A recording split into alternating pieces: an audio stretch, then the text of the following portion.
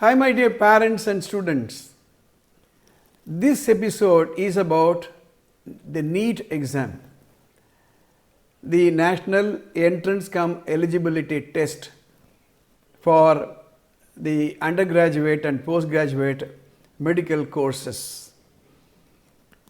Couple of issues are being discussed across the country.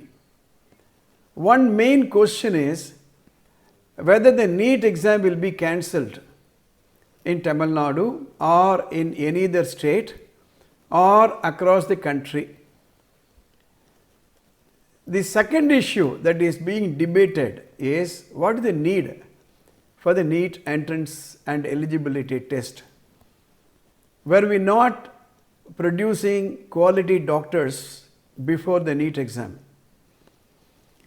The next issue that is being discussed is what about rural areas where students cannot afford the NEET coaching? Are we not depriving them of the opportunity to become doctors? I will try to answer some of these questions so that we have clarity on this. Before I go into the episode, I want to briefly give you the situation before the NEET was introduced and after the NEET exam was introduced and the history of the NEET. I will try to restrict this episode as short as possible, but I need to give you certain very relevant facts. Before the NEET came into existence, the situation was there were a lot of medical colleges, government and private, and each medical college, especially the self-financed medical colleges, had their own way of filling their seats. But there was a quota of 15% which the private self-financed medical colleges should surrender to the central pool. So the students across the country can take what is called AIPMT, All India Pre-Medical Test, and get selected on merit basis. So there was a test which was being conducted on an all India level like NEET. I will give an example. Supposing I am the owner of a medical college, private medical college, and I have 100 seats in MBBS. I should surrender 15 of the 100 seats to the central pool. Like that, if there are 100 medical colleges, each of the medical colleges having 100 seats, they should surrender 15 seats to the central pool. So 15 into 100, 1500 medical seats will be available for any student across the country to take the All India Pre-Medical Test and get an MBBS seat. Balance 85% of the seats, the private medical colleges can decide to give on their own. They can have their own regulations. They can have their own way of filling up these seats. They can have their own entrance exam. They can have their own fee structure, everything. Now supposing as a student, I want to apply for a medical seat out of about, let us say, 10 medical colleges in my area. I can choose 5. And I should appear for the entrance exam of the 5 medical colleges separately. Those entrance exams will not be uniform. It will be that college specific. So I need to write 5 entrance exams. And the colleges can decide their own fee structure, capitation fee, anything. This is the situation before the NEET. Now after the NEET exam, the students have to take the NEET entrance cum eligibility test and they should score minimum 50% in plus 2 to become eligible to take the NEET exam. And this NEET score is uniform across the country And the private medical colleges as well as government medical college should accept the NEET score as final. Before the NEET, the +2 mark was the criteria, plus whatever the rules and regulations of the private medical colleges. After the NEET, +2 mark is only for the eligibility to take NEET exam, but the NEET score is the final. And after the NEET, the Medical Council of India will also give guidelines to the self-financed medical colleges with regard to their fee structure, capitation fee, everything. So this is the difference. Now I will go into the history. In 1956, the Government of India enacted what is called the Medical Councils Act 1956. The Medical Council of India regulated the standard of medical education, and it gave the permission to start medical colleges. It regulated the courses and also the number of seats, registration of doctors, and what are the standards of professional conduct by the doctors. So the Medical Council of India only gave licensed to start medical colleges. That's all the power given. In order to understand the NEET, we need to understand one more event which took place. The Indian Constitution has 7th schedule, and in the 7th schedule there are what is called union list, state list and concurrent list. Union list is a category of areas where the Government of India can enact law. The state list are the list of areas where the state government can enact law. And there is a concurrent list, and there is a concurrent list where both the central government and the state government can enact law. In 1976, by the 42nd Amendment, the education which was in the state list was transferred to the concurrent list. Not only education, also forestry, wildlife, bird protection, administration of justice and weights and measures were transferred to the concurrent list. Why am I mentioning this? A lot of states are questioning how can the education be transferred from the state list to the concurrent list. This was done in 1976 during the emergency period of Indira Gandhi government. So the amendment which is brought into the medical college admission by way of NEET is constitutional because the central government has power to regulate. The 42nd Amendment also introduced the word sovereign, socialist, secular, democratic republic. Earlier, it was only sovereign, democratic republic. So, the 42nd Amendment is a major amendment. It is also called the mini constitution. If the education was not brought under the concurrent list during the 1976 period, even the Right to Education Act of 2009 would not have been possible. So this is another input. Okay. NEET was originally proposed in 2012 by the Medical Council of India, but for some reason it was deferred by an year, and the first NEET exam was conducted on Sunday, the 5th May 2013, when the Congress government was in power and when Dr. Manmohan Singh was the Prime Minister of India. That's the first NEET exam which was conducted.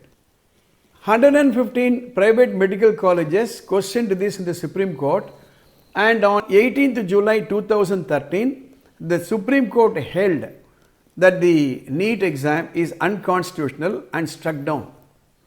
When? On 18th July 2013. The Medical Council of India appealed to the Supreme Court against the judgment of 2013 July, the Medical Council of India questioned the decision of the Supreme Court, and on 11th April 2016, a 5-member judge of the Constitutional Bench of the Supreme Court recalled the earlier judgment of 2013 in the history of the Supreme Court.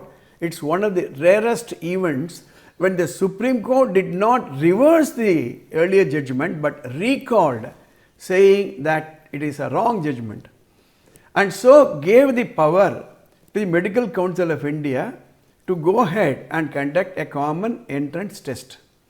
In the meantime, even in 2012 and 13, when the Medical Council of India proposed a uniform countrywide entrance test, keeping in view the different areas of medical education, they prescribed, after going through the CBSE syllabus, state board syllabus and all the board syllabus available in the country, it prescribed 3 subjects to be covered under the NEET exam: physics, chemistry and biology. Topics were given. In plus 1, what are the topics or the 11th standard, and plus 2 or the 12th standard, what are the topics. And it also prescribed the way the question paper will be formed. So when 2012-2013, this was the situation. Then of course I told you about how the judgment came against the MCI and how the MCI went ahead, got a judgment in favor of the NEET exam. In the meantime, an ordinance was pronounced on 24th May 2016 called the Indian Medical Council Amendment Ordinance was promulgated, and that ordinance gave power to the Medical Council of India for the following: 1. To regulate the standard of medical education. Number 2. Give permission to start medical colleges, courses or increase the number of seats. 3. Registration of doctors. 4. Setting standards of professional conduct of medical professionals, and for the first time the ordinance also introduced a common entrance exam to all medical colleges, undergraduate as well as postgraduate. This ordinance lapsed, but the government introduced a bill called the Indian Medical Council Amendment Bill with the same content of the ordinance, and the bill was passed in the Lok Sabha on 19th July 2016, and it passed the Rajya Sabha on 1st of July 2016, and it received President's assent on 4th August 2016. So the bill was passed in Lok Sabha. About 10 days later passed the Rajya Sabha, and on 4th of August 2016 the President of India also gave the consent. So the NEET exam was blessed by the Parliament as well as by the Supreme Court. At the same time, the bill said the states which are not ready yet for the NEET exam, in those states for the year 2016-17, they can decide to have their own method of admission for the medical colleges, but next year they should fall in line. Now, so this is the history. So from 2016-17, NEET has come into existence. In between 2013 and 2016, many states in India reviewed their syllabus for plus 1 and plus 2 or 11th and 12th and adopted the syllabus recommended by the Medical Council of India and integrated it into plus 1 plus 2. Some states, including Tamil Nadu, did not do that. The Medical Council of India very clearly said for the NEET exam, 11th syllabus and 12th syllabus will be taken into account. Unfortunately, in the state of Tamil Nadu and in some other states also, but predominantly in the state of Tamil Nadu, Some of the state board schools completely ignored the 11th portions and completed only or focused only on the 12th portion. So when the students appeared in 2017 for the NEET exam, these students were taken by surprise that out of 720 marks, 360 marks were from the +1 syllabus or 11th syllabus. Consequently, many students, especially from the state board, could not clear, and many unfortunate things happened in the state. Today, the bone of contention in Tamil Nadu especially is whether the NEET exam will be cancelled, at least in Tamil Nadu. The answer is no. Because as I said, the NEET is a result of the Supreme Court judgment 2016, and it is the result of a parliament law which was passed by the Lok Sabha as well as Rajya Sabha and received the president's consent, and it has come to stay. There is no other alternative. In between, sometime couple of years ago, the Tamil Nadu Assembly passed a law cancelling NEET exam for Tamil Nadu and sent it for President's approval. The law as it stands today is, when a subject is there in the concurrent list, if there are two different laws passed by the central government and the state government which are against each other, the law passed by the central government will prevail. So today, as I could see as an educationist and as a lawyer, there is no scope for cancelling NEET exam in Tamil Nadu or for that matter any state. So let the parents and students understand the situation and not be carried away by some promises given, which was a fact in 2017 and on. Let us be very, very clear, NEET exam has come to stay and the students should get ready. And in my earlier episodes, I made it very, very clear, the NEET exam is only an eligibility test, it is not an elimination test.